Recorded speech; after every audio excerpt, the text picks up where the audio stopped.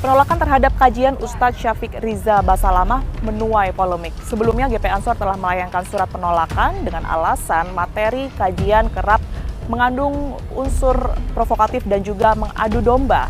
Tim Fakta kali ini berkesempatan untuk mewawancarai secara langsung Ustadz Syafiq Riza Basalamah untuk mendengarkan seperti apa sebenarnya kronologi dan juga cerita di balik penolakan yang kemudian ini berujung keributan pada tanggal 22 Februari 2024. Berikut wawancarai. Jadi sebenarnya gini, teman-teman Surabaya itu sejak waktu yang lama ngomong, Ustadz kapan Ustadz lama nggak pernah tablik akbar nih, kita mau masuk Ramadan nih Ustadz. Seperti itu. Subhanallah, ana ada jadwal ke Ternate di hari Jumat pagi. Akhirnya sampaikan teman-teman, ana insya Allah mau ke Surabaya. Fadlan kalau mau bikin kajian. Akhirnya mereka rapat, bismillah Ustadz, insya Allah kita bikin tablik akbar. Akhirnya ya sudah, ketika mereka menyampaikan itu, ana siap. Temanya juga sudah dibuat ya. Mereka berkaitan dengan hari akhir, ya, hari pembalasan. Ya. Tujuannya ya untuk memberikan semangat teman-teman memasuki bulan Ramadan gitu loh. Dan ketika mereka mengatakan insya Allah tablik akbarnya di masjid Salam, ana berpikir insya Allah nggak ada masalah karena udah berulang kali kajian di situ, nggak ada masalah gitu loh. Sudah bismillah. Cuma sehari sebelumnya akhirnya ana dapat kiriman surat yang dilayangkan oleh saudara-saudara kita dari Banser ya. Ana Ansor Bapak Banser dari. Iya. GP Ansor itu ana dapatnya bukan dari teman-teman panitia malah. Dari salah satu ustadz di Jakarta. Dia kirim ke ana. Dalam hati ana, insya Allah mudah-mudahan bisa dikomunikasikan, insya Allah bisa lanjut. Akhirnya anak tanya sama teman-teman saudara, gimana? Insya Allah Ustadz, aman Ustadz, seperti itu. Sebenarnya kalau nggak jadi pun ya nggak apa-apa, mau gimana kalau memang nggak bisa dilaksanakan. Dapat informasi, kata mereka insya Allah nggak apa-apa, tapi Ustadz nggak boleh nyampaikan ini, itu, macam-macam lah. Nah, bismillah lah, kita memang akan membahas tentang hari kiamat. Jadi teman-teman di Surabaya nyampaikan, Ustadz nanti sebelum ke masjid kita mampir ke rumahnya ketua yayasan, kata dia. Oh bismillah, ngomong. Kita sampai ke rumah ketua yayasan, disitulah dia sampaikan bahwasanya nggak bisa caranya.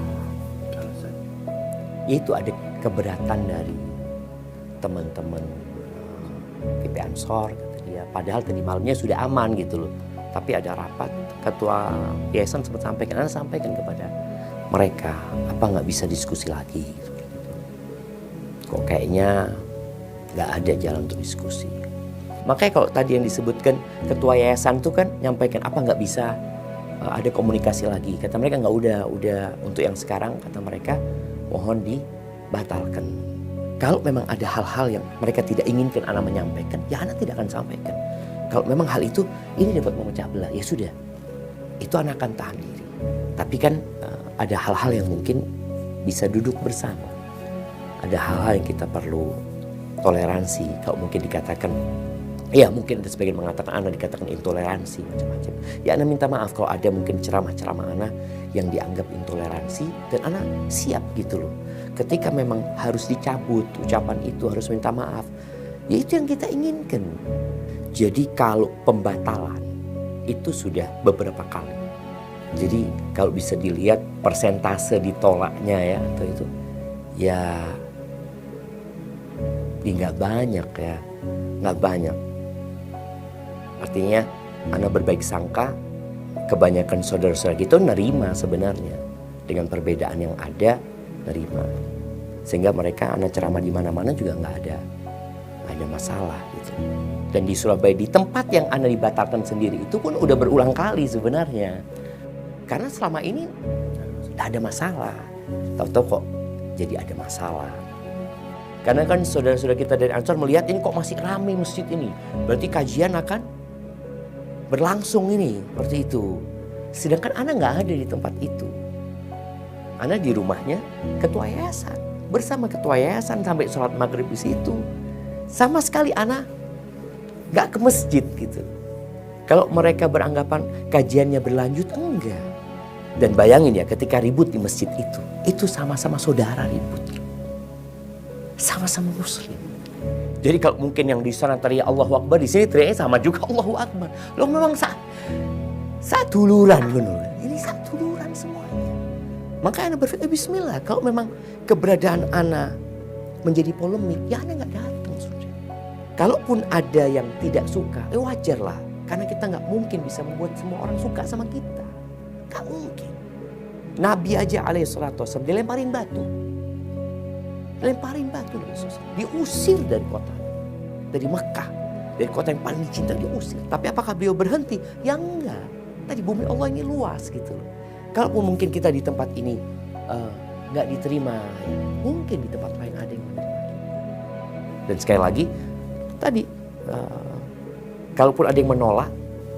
Tapi juga ada yang menerima. Dan kepada yang nolak, Ana minta maaf tentunya. Boleh jadi tadi memang Ana salah gitu loh. Cuma ada orang yang nggak merasa bersalah. Boleh jadi karena salah, tapi yang jelas kita nggak boleh berhenti berdakwah. Dalam wawancara bersama tim Fakta, tangis Ustadz Syafiq pun pecah ketika menceritakan tanggapan dan juga kekhawatirannya. Ia menyayangkan kondisi umat Islam yang mudah terpecah belah. Ana sering sampaikan, umat Islam saat ini nih berada di titik yang sangat lemah sekali. Jumlah mereka banyak, 2 miliar jumlah. Saudara kita di Gaza dibantai, kita nggak bisa berbuat apa. Kita ribut dengan perkara-perkara yang seharusnya tidak kita ribut. Kalaupun ada perkara-perkara ilmiah yang harus didiskusikan, bisa didiskusikan. Sedangkan kita ketika ceramah, ya, ketika Ana menyampaikan ceramah, tujuannya mengajak orang kembali kepada agamanya. Apa tujuan lain? Gak ada sebenarnya. Dan harapan kita memang kita bareng-bareng nih. Bersama semua ormas yang ada, bersama semua yayasan yang ada, semua ustadz yang ada, bagaimana mengajak umat itu kembali kepada agamanya.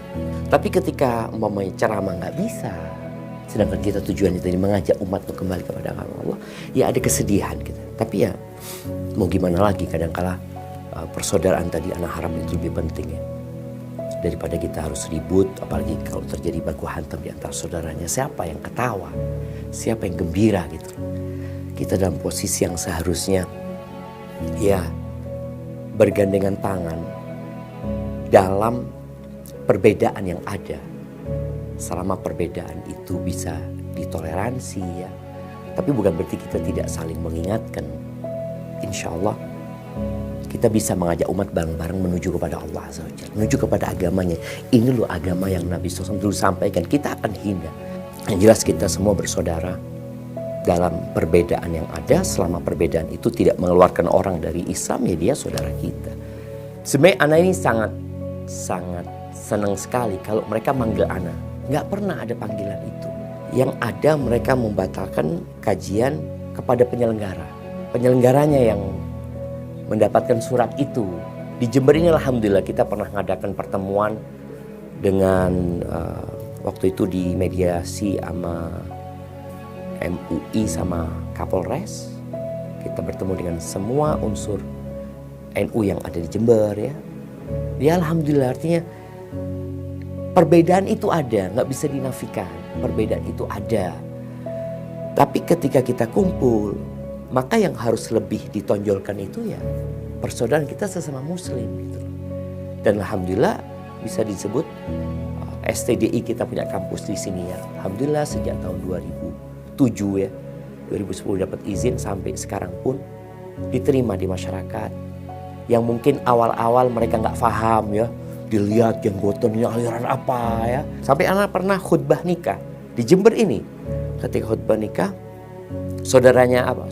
Sahabatnya ayah ngomong dia sama ayah anak, "Pris," kata dia, "tadi orang-orang ketika ngelihat anaknya yang ceramah, loh ini teroris tekondi." Jadi ada yang memframing ke sana sehingga orang yang nggak paham kan jadi benci. Tapi karena dianggap dia itu memiliki pemahaman yang menyimpang, dikatakan kalau sholat masjidnya dicuci, ada isu-isu yang beredar yang sebenarnya tidak benar gitu loh. Ketika dikonfirmasi, ya sebenarnya nggak ada masalah. Jadi sebenarnya kembali kepada apa sih definisi dari radikal, teroris umpamanya. Yang mereka, kalau HTI mungkin jelas ya, sebuah ormas yang mungkin di Indonesia sudah dilarang. Yang jelas anak tidak ada hubungan apa-apa dengan HTI. Kalau bicara radikal dan teroris, mungkin gara-gara framing yang diberikan kepada jenggot dan cingkrang. Dan ketika anak membaca, kenapa orang jadi radikal? Ini analisa dari orang-orang barat. Salah satunya itu karena belajar agama terlalu dalam. Akhirnya orang jadi takut belajar agama. Karena takut jadi radikal. Padahal yang jadi radikal dan teroris itu biasanya yang belajar agama sepotong-potong. Setelah penolakan yang terjadi, Ustadz Syafiq pun menyebut ia masih terbuka untuk menanggapi kritik terhadapnya. Ia pun berharap agar perbedaan tak menjadi pemicu dari pecahnya umat Islam. Kalau bicara apa yang dikhawatirkan oleh mereka, sebenarnya Anda juga nggak terlalu memahami ya. Kalau mereka menyampaikan ceramah anak itu provokatif ya. Kemudian di situ ada ujaran kebencian. Mungkin di beberapa surat itu ada. Karena anak dibatalkan bukan hanya di Surabaya, pernah di tempat lain seperti itu. Ada apa yang disebutkan ya memecah belah. Kemudian tapi yang jelas mereka tidak menginginkan keberatan itu karena ya boleh disebut anak ini nggak baik lah dari sisi penyampaian mungkin ya. Mungkin ketika membahas tentang perbedaan. Tapi yang jelas anak dulu pernah berbuat salah. Ketika anak masih kuliah di Madinah. Ketika anak pulang dari Madinah itu 2013. 2013 anak mulai ceramah di mana-mana. Sempat ada penolakan di Malang waktu itu. Mereka nolak. Akhirnya kita adakan rapat, anak hadir juga. Anak sampaikan, anak minta maaf. Artinya memang anak salah, anak sampaikan. Anak salah, anak minta maaf. Dan siapa sih yang tidak berbuat salah ya ketika kita salah ucap. Artinya alhamdulillah masalah-masalah yang dipermasalahkan itu udah clear gitu loh. Sehingga anak pun berusaha untuk lebih bijak lagi menyampaikan ya. Kalaupun kadang-kala ada kata-kata anak yang kurang baik, ya alhamdulillah teguran dari teman-teman itu juga masuk. Akhirnya anak memperbaiki hal itu. Kalau secara tulisan yang mereka khawatirkan itu keberadaan anak itu ya seperti yang di surat itulah. Iya, disebutkan di sini ceramah bersifat provokatif dan adu domba. Ini sih kalau dilihat dari surat yang mereka sampaikan. Kemudian mungkin ada di surat yang sebelumnya itu ada tuduhan radikal ya atau macam-macam. Ya sebenarnya apa yang ditulis sama teman-teman kita itu sama saudara-saudara kita itu menjadi bahan renungan buat anak. Apakah anak seperti itu? Ya mau nggak mau kita harus memperbaiki. Seorang muslim itu bukan orang yang suka berbuat salah kemudian ngeyel gitu loh. Walaupun salah nggak apa-apa sudah. Yang penting itu pendapat anak. Enggak, kalau kita salah kita harus perbaiki. Cuma yang anak herankan tadi sebelumnya kajian di situ nggak ada masalah. Dan kalau memang menimbulkan adu domba keributan, sekali lagi anak minta maaf lagi kalau ternyata setelah anak ceramah warga sana jadi ribut, jadi berantem gitu ya.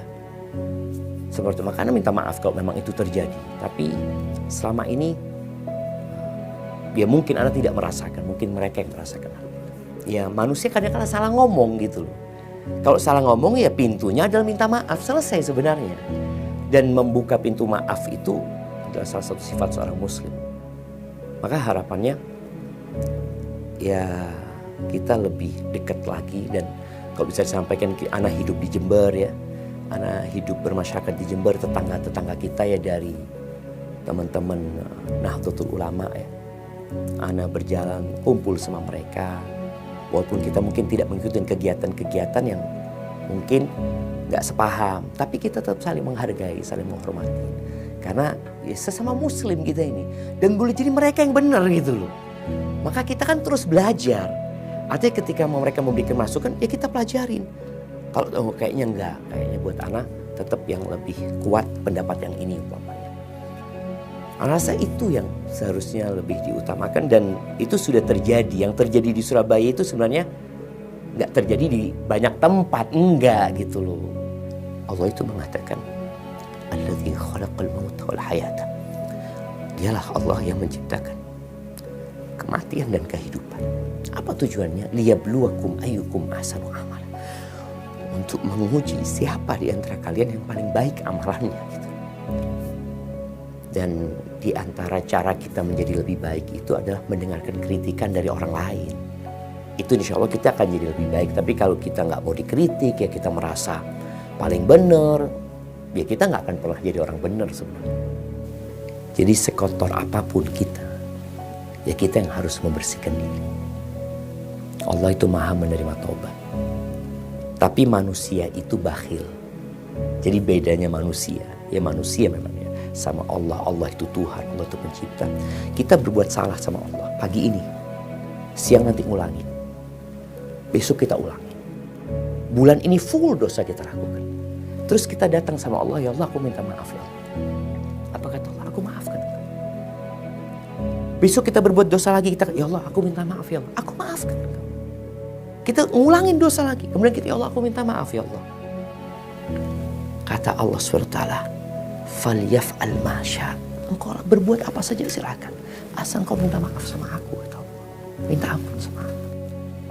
Dan kalau memang suatu saat kalau mungkin ada yang menolak kehadiran ana, mohon ana dipanggil untuk dibina, untuk dikasih tahu. Kalau ternyata ada memang hal-hal yang harus ana perbaiki, ana akan perbaiki. Tapi kalau ternyata ada perkara-perkara yang memang ada ruang untuk beda pendapat, disinilah kita saling menghormati, saling menghargai.